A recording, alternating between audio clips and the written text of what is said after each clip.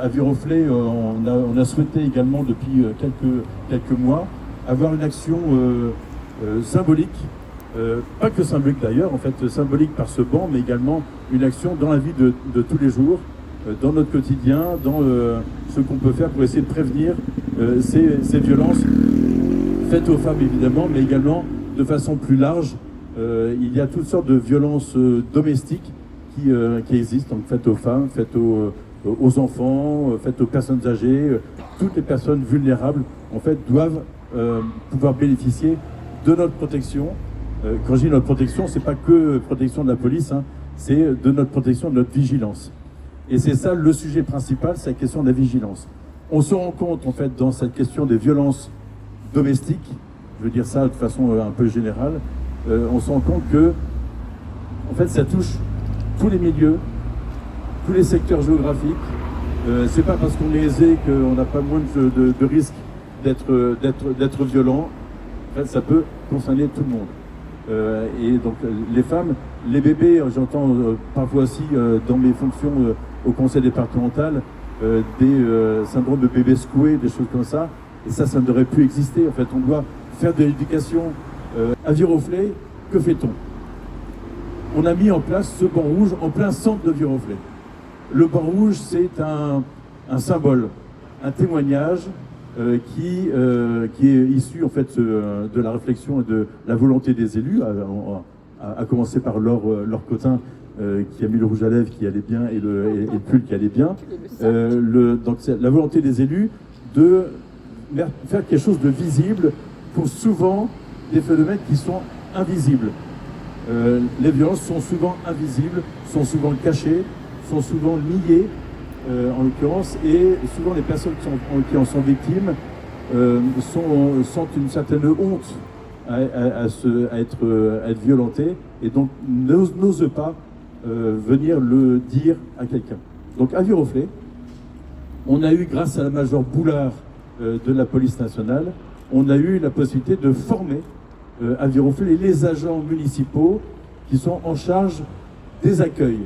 Et pas que l'accueil à la mairie, lorsqu'on a de l'accueil à Viroflay, quel que soit le service, eh bien ces personnes-là ont été formées pour reconnaître éventuellement des signes de violence, pour éventuellement donner des conseils ou des orientations. C'est toujours difficile de donner des conseils, mais en tout cas des orientations, pouvoir donner les numéros, le faire de façon discrète parfois, parce que là aussi on ne veut pas non plus que les choses puissent s'ébruiter. Il y a évidemment un peu de confidentialité, un peu de secret à avoir autour de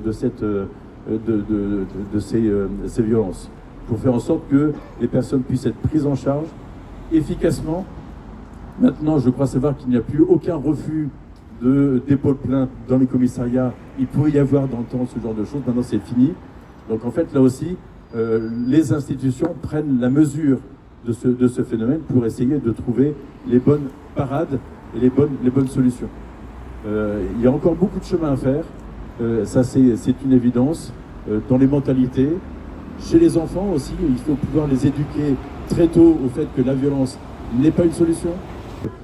Tous ensemble, on peut arriver, je pense, à faire cette éducation forte des jeunes, des femmes, des hommes, de l'ensemble de ceux qui habitent à Viroflay et pourquoi pas rayonnons dans les villes aux alentours. Simplement vous rappeler que ces formations sont extrêmement bien passées, parce que même si au départ on vient ce genre de formation sans trop savoir entre guillemets pourquoi, est-ce qu'on va pas avoir une responsabilité supplémentaire, non, l'idée c'est qu'on parle le même langage d'abord. C'est quoi des violences conjugales, qui peut en être victime, alors que les choses soient claires, hein. Tout le monde, partout, à Viroflay, à Versailles, à Mantes, à Paris, à Marseille, pour donner que quelques exemples. C'est vraiment très important de comprendre ce que sont les violences, qui peut être victime, et surtout quand quelqu'un libère sa parole, ou quand je connais quelqu'un qui est victime, je fais quoi? Je me tourne vers qui? Je reste pas seul. Alors évidemment que c'était pas une responsabilité supplémentaire qu'on imposait aux agents municipaux, enfin je parle de manière générale, et bientôt aux élus d'ailleurs. C'est simplement dire, je vais en avoir connaissance, statistiquement parlant, tout le monde, un jour, sera en contact avec une victime de violence. Statistiquement parlant, tout le monde sera aussi un jour en contact avec un auteur de violence. Ça, c'est déjà un peu moins cool à entendre. Seulement, la victime libère sa parole, me parle, j'en fais quoi? Je l'oriente vers qui? Je garde surtout pas tout ça pour moi. Vous êtes une chaîne, nous sommes une chaîne, alors nous on est un gros maillon de la chaîne, le maillon pénal. Je vois mes collègues de la police municipale qui font partie de la chaîne, mais les élus, les agents municipaux, les citoyens, vous faites partie de cette chaîne. Et vous savez comment fonctionne une chaîne, hein, c'est comme une chaîne de vélo, s'il y a un maillot qui est rompu, ben voilà, la chaîne ne fonctionne plus et qui en paye les pots cassés, si je peux m'exprimer ainsi, c'est la victime. Donc aujourd'hui, il faut penser aux victimes. Et dernier, et je ne vous laisse pas la parole, dernière chose, ne pensez pas que quand vous appelez la police, vous dénoncez quelqu'un, pensez que vous protégez une victime. Ça, c'est le plus important. Savoir si c'est lui l'auteur, si c'est pas lui, qui a fait quoi, c'est pas votre problème.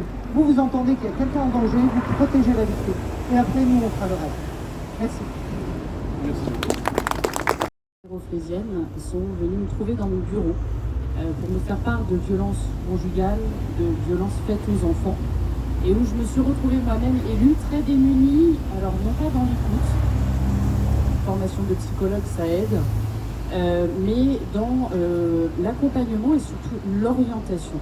Qu'est-ce que je fais une fois qu'on me délivre cette information et vers qui je me tourne? Et en étant démunie, je me suis dit qu'il y avait sans doute quelque chose à faire et que moi-même, en tant que citoyenne déjà, et d'une, et de deux élus, il était de mon devoir de me former, en tout cas de m'informer. C'est de là qu'est né le projet, en discutant après avec plusieurs associations qui œuvrent pour tout type de violence envers tout type de profil et de personnes vulnérables. Ce que j'ai compris, c'est que en parler des violences, c'est déjà commencer à agir. Avant même de se former, avant même de sensibiliser, déjà juste dans les familles, s'interroger sur notre propre rapport à la violence. Qu'est-ce que signifie la violence pour moi? Que signifie la violence pour mon conjoint, mes enfants? Comment ils la vivent à l'école? Comment ils en parlent avec les copains? Comment ils en parlent sur les réseaux sociaux? Comment ils en parlent dans les cours de récréation? Est-ce qu'ils le vivent? Est-ce qu'ils ne le vivent pas? Déjà juste d'aborder ce sujet dans les familles pour que derrière, ça ouvre un champ de discussion et d'où potentiellement derrière une formation, une information à aller chercher.